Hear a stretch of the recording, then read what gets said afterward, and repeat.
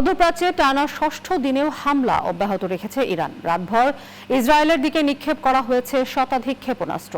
পাল্টা হামলা চালাচ্ছে যুক্তরাষ্ট্র ও ইসরায়েল। এতে ইরানে প্রায় ১২০০ জন নিহতের খবর মিলেছে। এদিকে ইরানের বিরুদ্ধে প্রেসিডেন্ট ডোনাল্ড ট্রাম্পের সামরিক অভিযানের পক্ষে অবস্থান নিয়েছে যুক্তরাষ্ট্রের সিনেট। এই যুদ্ধে পশ্চিমাদের সঙ্গে যুক্ত হচ্ছে বিশ্বের আরও কয়েকটি দেশ। বিস্তারিত জানাচ্ছেন আসিফ হাসান।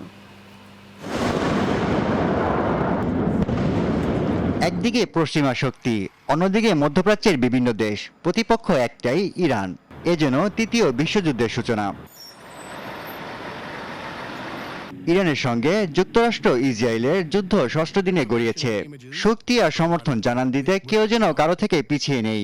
তেহরানের বিভিন্ন প্রান্তে রাতভর হামলা চালিয়েছে মার্কিন ইসরায়েল জোট। কেবল রাজধানী নয়, দেশের অন্যান্য শহর থেকেও সামরিক সদর দপ্তর ও রাজনৈতিক কেন্দ্রগুলোতে হামলার খবর পাওয়া যাচ্ছে। এতে এক পর্যন্ত শিশুসহ হাজারের বেশি নিহত ও ৬,০০০ মানুষ আহত হয়েছেন। এছাড়া অন্তত ৫টি বেসামরিক স্থাপনায় হামলার অভিযোগ উঠেছে। লেবাননের বৈরুত ও বালবেকে ইসরায়েলের হামলায় নতুন করে নিহত হয়েছেন ১০ জন। এদিকে ভোরে ইসরায়েলকে নিশানা করে একের পর এক ক্ষেপণাস্ত্র ছুড়েছে ইরান। দেশটির অত্যন্ত 10টি রাডার ধ্বংসের দাবি করেছে আইআরজিসি। এছাড়াও ইসরায়েল ও যুক্তরাষ্ট্রে হামলার জবাবে পাল্টা হামলা অব্যাহত রাখার ঘোষণা দিয়েছে ইরানের পররাষ্ট্রমন্ত্রী আব্বাস আরাকচি। ইসরায়েলকে প্রতিহতে নতুন কৌশল আঁটছে হিজবুল্লাহ।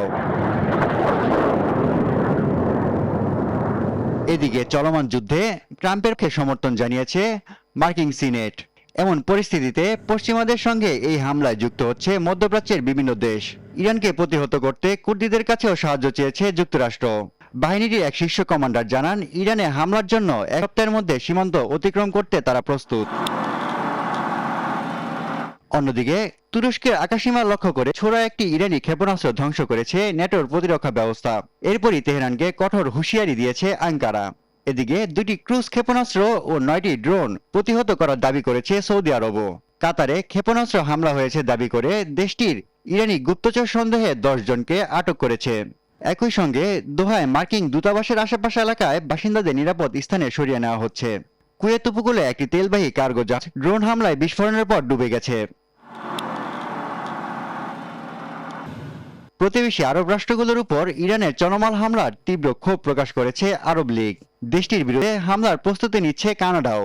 ইরানের ড্রোন হামলার প্রতিরোধে সাহায্যের প্রস্তাব দিয়েছে ইউক্রেনের প্রেসিডেন্ট ভলোদিমির জেলেনস্কি। এছাড়াও সামরিক সরঞ্জাম পাঠিয়েছে Australia. Asif Hasan, news desk, channel 9।